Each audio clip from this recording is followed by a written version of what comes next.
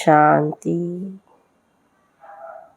बाबा जो हम बच्चों को पढ़ाई पढ़ाते हैं, इस पढ़ाई में बाबा कहते आवाज़ की आवश्यकता ही नहीं है, क्योंकि बाबा हम बच्चों को मन मना भव का मंत्र देता है।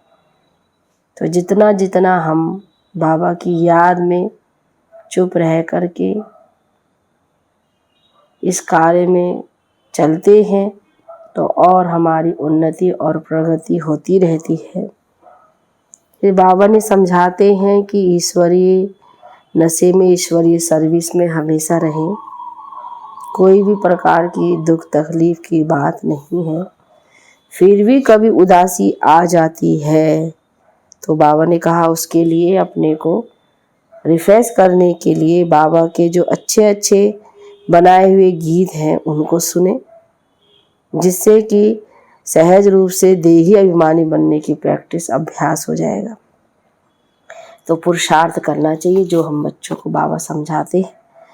तो सुनते हैं बाप दादा के 2/12/2022 के साकार महावाक्यों में बाबा बोले, मीठे बच्चे, इस पढ़ाई में आवाज़ की आवश्यकता नहीं। यहाँ तो बाप ने एक ही मंत्र दिया है कि बच्चे चुप रहकर मुझे याद करो।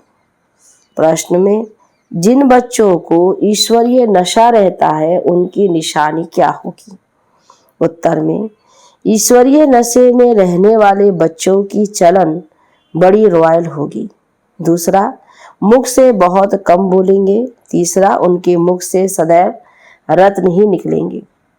वैसे भी रॉयल मनुष्य बहुत थोड़ा बोलते हैं। तुम तो ईश्वरीय संतान हो, तुम्हें रॉयल्टी में रहना है। ओम शांति।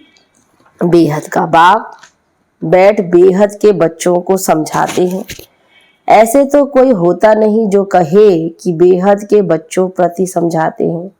बच्चे समझते हैं कि हमारा बेहद का बाप वह है जिसको शिव बाबा कहते हैं। यूं तो बहुत मनुष्य हैं जिनका नाम शिव होता है, परंतु वह कोई बेहद का बाप नहीं। बेहद का बाप एक ही है जो परम धाम से आया है।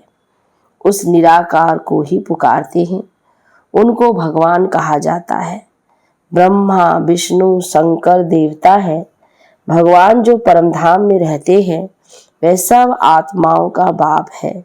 तुम कोई गुरु गोसाई आदि के आगे नहीं आए हो। तुम जानते हो कि हम बेहद बाप के आगे बैठे हैं। बेहद का बाप मधुवन में आया है। वो लोग कहते हैं श्री कृष्ण मधुवन में आया, परंतु नहीं, बेहद के बाप की ही मुरली मधुवन में बजती है। बाप समझाते हैं, मैं कल्प कल्प संगम युग पर आता हूँ, ना कि युगे युगे। ये भूल कर दी है जो कहते हैं युगे युगे आता हूँ। यह जो भी शास्त्र आदि है ये सब भक्ति मार्ग की हैं। ऐसे नहीं कि ये अनादि है। बाबा ने समझाया है यह सागर और पानी की नदियां अनादि है ही। बाकी ऐसे नहीं कि भक्ति अनादि है। तुम जानते हो सतयुग त्रेता में भक्ति होती नहीं। भक्ति शुरू होती है द्वापर में। बेहद का बाप जो ज्ञान का सागर है वह इस ब्रह्मा द्वारा बैठ ज्ञान सुनाते हैं। सूक्ष्म वतन में तो नहीं सुनाएंगे। बाप यहाँ सम्मुख बैठ समझाते हैं, तब तो गाते हैं दूर देश के रहने वाले आए देश पर आए। तुम जानते हो हम आत्माएं ब्रदर्स हैं, दूर देश के रहने वाले हैं। वे गाने वाले तो कुछ भी समझते नहीं। तुम मुसाफिर हो, दूर देश से आए हो पाठ बजाने। तुम जानते हो ये कर्म क्षेत्र है, यहाँ हार और जीत का खेल है। यह भी बाप समझाते हैं। सब मनुष्य चाहते हैं शांति मिले, तो शांति कोई मुक्ति धाम के लिए नहीं कहते। यहाँ रहते शांति मांगते हैं, परंतु यहाँ तो मन की शांति मिल ना सके। सन्यासी लोग शांति के लिए जंगल में चले जाते हैं। उन्हों को यह पता ही नहीं कि हम आत्माओं को शांति अपने निराकारी दुनिया में ही मिल सकती है। वह समझते हैं आत्मा ब्रह्म अथवा परमात्मा में लीन हो जाती है। यह भी नहीं समझते कि आत्मा का स्वधर्म है ही शांत। यह आत्मा बात करती है, आत्मा रहती है शांति धाम में, वहां ही उसको शांति मिलेगी। इस समय सबको शांति चाहिए। सुख को कोई सन्यासी मानते नहीं, निंदा करते हैं, क्योंकि शास्त्रों में दिखाया है कि सतयुग त्रेता में भी कंस जरासंधी थे। लक्ष्मी नारायण को भूल गए हैं, तमो प्रधान बुद्धि हो गए हैं। बाप कहते हैं मैं हूं निराकार, वो लोग कहते हैं परमात्मा नाम रूप से न्यारा है। तो एक तरफ महिमा गाते हैं, फिर कहते हैं सर्वव्यापी है। जब नाम रूप से न्यारा है, फिर सर्वव्यापी कैसे होगा? आत्मा का भी रूप जरूर है, कोई कह ना सके आत्मा नाम रूप से न्यारी है। कहते हैं भ्रुकुटी के बीच में चमकता है अजब सितारा, जो उस रब को भी लगता है प्यारा। तो आत्मा ही एक शरीर छोड़ दूसरा लेती है। पुनर्जन्म, परमात्मा पुनर्जन्म नहीं लेते, जन्म मरण में तो मनुष्य आते हैं। तो यह है तुम्हारी पढ़ाई। तो पढ़ाई में कोई बाजा गाजा नहीं बजाते, तुम्हारी पढ़ाई होती है सवेरे, उस समय मनुष्य सोए रहते हैं।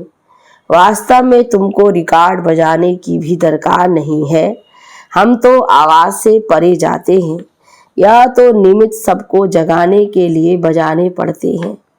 मुरली पढ़ने अथवा सुनने में आवाज बाहर नहीं जाता है ना। पहले तो बाबा के घर में कोई माइक भी नहीं रहता था, तो बाबा कहते बाहर आवाज जाने की जरूरत नहीं। पढ़ाई में आवाज होता ही नहीं है। बाप बैठ मंत्र देते हैं, बच्चे चुप रहकर मुझे याद करो। यहाँ कोई गुरु आदि तो है नहीं जो बैठ एक एक को कान में मंत्र दे, फिर कह देते किसको नहीं सुनाना, है ना। दुनिया में भक्ति मार्ग में ऐसा गुरु अगर मंत्र देते भी हैं तो क्या कहते हैं गुरु जी कि यह मंत्र किसी को नहीं सुनाना, अपना ही जाप करना। और यहाँ तो बाबा हम बच्चों को जो मंत्र देता है, कहते हैं जितना लोगों को सुनाओगे उतना तुम्हारा कल्याण होगा। यहाँ तो वह बात नहीं है, बाबा तो ज्ञान का सागर है। यह है गीता पाठशाला, तो पाठशाला में मंत्र दिया जाता है क्या? तुम जब किसको पर्सनल समझाते हो तो रिकॉर्ड बजाते हो क्या? नहीं, क्लास में भी ऐसे समझाना है। चित्र भी सामने है, जिसने कभी नक्शा ही नहीं देखा होगा तो क्या समझेंगे कि इंग्लैंड नेपाल कहाँ है। अगर नक्शा देखा होगा तो बुद्धि में आएगा। तुम बच्चों को भी चित्रों पर सारा ड्रामा का राज समझाया गया है। यह नॉलेज ऐसी है जो बगैर चित्रों के भी समझा सकते हो। मनुष्यों को भगवान का कुछ भी पता नहीं है। कल्प की आयु तो लंबी चौड़ी कर दी है। अब तुमको बाप ने समझाया है, तुमको फिर औरों को समझाना पड़े। 4 युगों का 4 हिस्सा करना पड़े, फिर आधा आधा करना पड़े। आधा में नई दुनिया, आधे में पुरानी दुनिया। ऐसे नहीं कि नई दुनिया की आयु बढ़ी देंगे। समझो कोई मकान की आयु 50 वर्ष है तो आधा में पुराना कहेंगे। तो दुनिया का भी ऐसे है। ये सब बाप ही आकर बच्चों को समझाते हैं। इसमें गीत गाने का व कविता आदि सुनाने की दरकार नहीं। हम संगम युग के ब्राह्मणों की रस्म रिवाज बिल्कुल ही न्यारी है। किसको पता नहीं कि संगम युग किसको कहा जाता है, संगम पर क्या होता है। तुम जानते हो, दूर देश के रहने वाला बाप पति दुनिया में आए हैं। ब्रह्मा विष्णु शंकर का दूर देश नहीं है, दूर देश है शिव बाबा का और हम आत्माओं का। हम सब निराकारी दुनिया में रहने वाले हैं। पहले है निराकारी दुनिया, फिर आकारी, फिर साकारी। निराकारी दुनिया से पहले देवी देवता धर्म की आत्माएं आती हैं। पहले सूर्यवंशी घराना यहाँ था, फिर चंद्रवंशी घराने की आत्माएं आएंगी। सूर्यवंशी है तो चंद्रवंशी नहीं है। चंद्रवंशी जब होते हैं तो कहेंगे सूर्यवंशी पास्ट हो गए। त्रेता में कहेंगे लक्ष्मी नारायण का पाठ पास्ट हो गया। बाकी ऐसे नहीं कहेंगे कि हम फिर वैश्य शूद्र बनेंगे, नहीं, यह नॉलेज तुमको अभी है। बाप तुमको चक्र का राज समझाते हैं। भल उन्होंने त्रिमूर्ति बनाया है, परंतु शिव को डाला नहीं है। शिव को जाने तो चक्र को भी जाने, शिव को ना जानने के कारण चक्र को भी नहीं जानते। गाते हैं दूर देश का रहने वाला, परंतु जानते नहीं कि भगवान ही पतित पावन है। तुम जानते हो हमारा ये बहुत बड़ा यज्ञ है। इस यज्ञ में तिल जौ डालते हैं। ये है हमारा राजस्व अश्वमेघ रुद्र ज्ञान यज्ञ। इस यज्ञ में सारी पुरानी दुनिया की सामग्री स्वाहा होनी है। जिसको राज्य पाना है वही योग में पूरा रहते हैं। सिल्वर एज में भी 2 कला कम कहा जाता है। पहले 1250 वर्ष सतयुग के हैं, फिर 625 वर्ष में 1 कला कम हो जाती है। उतरती कला है ना, तो तीव्रता में और भी खाद पड़ जाती है। अब तुम बच्चों को समझाया जाता है, जितना बाप के साथ बुद्धि योग रखेंगे तो खाद निकल जाएगी, नहीं तो सजा खाकर फिर सिल्वर एज में आ जाएंगे। श्री कृष्ण को सब प्यार करते हैं, झूला झुलाते हैं। राम को इतना नहीं झुलाएंगे, आजकल तो रेस की है, परंतु ये कोई नहीं जानते कि लक्ष्मी नारायण ही छोटेपन में राधे कृष्ण हैं। राधे कृष्ण पर बहुत दोष लगाए हैं, लक्ष्मी नारायण पर कोई दोष नहीं। श्री कृष्ण तो छोटा बच्चा है, बच्चा और महात्मा समान कहते हैं। महात्मा लोग तो सन्यास करते हैं, श्री कृष्ण तो पति था ही नहीं जो सन्यास करे। छोटा बच्चा पवित्र होता है, इसलिए उनको सब प्यार करते हैं। पहले है सतो प्रधान, फिर सतो रजो तमो में आते हैं। श्री कृष्ण को सब बहुत याद करते हैं।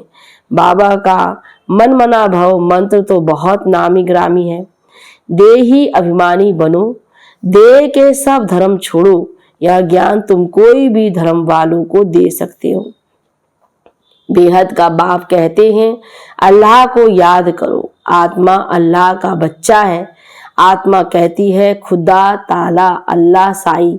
जब अल्लाह कहते हैं तो जरूर आत्मा का बाप निराकार है, उनको ही सब याद करते हैं। अल्लाह कहने से जरूर नजर ऊपर जाएगी। बुद्धि में आता है कि अल्लाह ऊपर में रहता है। यह है साकार सृष्टि, हम वहां के रहने वाले हैं। बाप कहते हैं, हम भी मुसाफिर तुम भी मुसाफिर हो, परंतु तुम मुसाफिर पुनर्जन्म में आते हो, मैं मुसाफिर पुनर्जन्म में नहीं आता। मैं तुमको छी पुनर्जन्म से छुड़ाता हूँ। इस रावण राज्य में तुम बहुत दुखी हो, तब तो मुझे बुलाते हो। बाप कितनी अच्छी अच्छी बातें तुमको समझाते हैं। बच्चे अभी खेल पूरा होता है, यहाँ बहुत दुख है। हर चीज कितनी महंगी हो गई है, तो सस्ती थोड़ी होगी। आगे सस्ताई थी, सबके पास अनाज आदि खूब रहता था। सतयुग को कहते हैं गोल्डन एज। वहां सोने के सिक्के थे, वहां सोना ही सोना होगा, चांदी भी नहीं। वहां बाजार भी भपके की होगी, हीरे जवाहरात क्या क्या पहनते होंगे। वहां हीरे जवाहरों का ही खेल चलता है, खेती बाड़ी ढेर होगी। यहाँ अमेरिका में अनाज इतना होता है जो जला देते हैं। अभी तो जो बस्ता बचत होती है वह बेच देते हैं, भारत को दान करते हैं। भारत की गति देखो क्या हो गई है। बाप कहते हैं, मैंने तुमको कितना राज्य भाग्य दिया था। तुम्हारा देवी देवता धर्म बहुत सुख देने वाला है, उनको ही कहा जाता है गोल्डन एज। मोहम्मद गजनबी कितने हीरे जवाहरों के माल लूट कर ऊंट भर कर ले गया, कितना माल उठाया होगा, कोई हिसाब थोड़ी कर सकेंगे। अब तुम फिर मालिक बन रहे हो। एक मुसाफिर सारी दुनिया को हसीन बनाने वाला है। कब्रिस्तान को बदल परिस्तान स्थापन करते हैं। यहाँ तुम बच्चे आए हो रिफ्रेश होने, मुसाफिर को याद करते हो, तुम भी मुसाफिर हो। यहाँ आकर 5 तत्वों का शरीर लिया है। सूक्ष्म वतन में 5 तत्व होते नहीं, 5 तत्व यहाँ होते हैं जहाँ तुम पाठ बजाते हो। हमारा असली देश वहाँ है। इस समय आत्मा पतित बन गई है, इसलिए बाप को पुकारते हैं कि आप आओ, आकर हमको पावन बनाओ। रावण ने हमको पतित बनाकर काला कर दिया है। जब से रावण आया है तो हम पतित बने हैं। अब समझते जरूर हैं हम पावन थे, तब तो याद करते हैं। हे पतित पावन आओ। कोई तो है जिसको बुलाते हैं। बच्चे बाप को बुलाते हैं, ओ गॉड फादर। उनका नाम ही है हेवनली गॉड फादर, तो जरूर हेवन ही रचेगा। बाबा ने समझाया है, पढ़ाई में बाजे गाजे की दरकार ही नहीं है। बाबा ने कह दिया है, कोई अच्छे अच्छे रिकॉर्ड है जो बाबा ने बनवाए हैं, तो जब देखो उदासी आती है तो अपने को रिफ्रेश करने के लिए भल ऐसे ऐसे गीत बजाओ, तो क्या हो जाएगा? बाबा कहते उदासी भाग जाएगी। परंतु जितना आवाज कम करेंगे तो अच्छा है। रॉयल मनुष्य कम आवाज करते हैं, मुख से थोड़ा बोलना है, जैसे रत्न निकलते हैं। यहाँ ईश्वर के बच्चे हो तो कितनी रॉयल्टी, कितना तुम्हारे में नशा होना चाहिए। राजा के बच्चे को इतना नशा नहीं होगा जितना तुमको रहना चाहिए। अच्छा, मीठे मीठे सिखिल दे बच्चों प्रति माता पिता बाप दादा का याद प्यार और गुड मॉर्निंग। रूहानी बाप की रूहानी बच्चों को नमस्ते, रूहानी बच्चों की रूहानी बाप दादा को गुड मॉर्निंग। नमस्ते बाबा नमस्ते। धारणा के लिए मुख्य सार। पहली पॉइंट में अपने को सदा रिफ्रेश रखना है, मुख से रत्न ही निकालने हैं। कभी उदासी आदि आए तो बाबा के बनवाए हुए गीत सुनने हैं। दूसरी पॉइंट में देही अभिमानी बनने की प्रैक्टिस करनी है, अभ्यास। याद में रह खाद निकालने का पुरुषार्थ करना है। वरदान है, एक की याद में मन को एकाग्र कर मन मना भव रहने वाले एवर रेडी संपूर्ण भव। विस्तार। सदा स्मृति में रखो कि हर समय एवर रेडी रहना है। किसी भी समय कोई भी परिस्थिति आ जाए, लेकिन हम एवर रेडी रहेंगे। कल भी विनाश हो जाए तो हम तैयार हैं। एवर रेडी अर्थात संपूर्ण बनने के लिए एक बाप दूसरा ना कोई, यह तैयारी चाहिए। मन सदा एक की तरफ मन मना भाव है तो एवर रेडी बन जाएंगे। एवर रेडी होकर सेवा करो तो सेवा में भी सहयोग मिलेगा, सफलता भी मिलेगी। स्लोगन में बाप की 1000 गुना मदद है, बाप की 1000 गुना मदद के पात्र बनना है तो हिम्मत के कदम आगे बढ़ाओ। आज का सम्मान है, मैं एवर रेडी संपूर्ण आत्मा हूँ। अच्छा अच्छा अच्छा।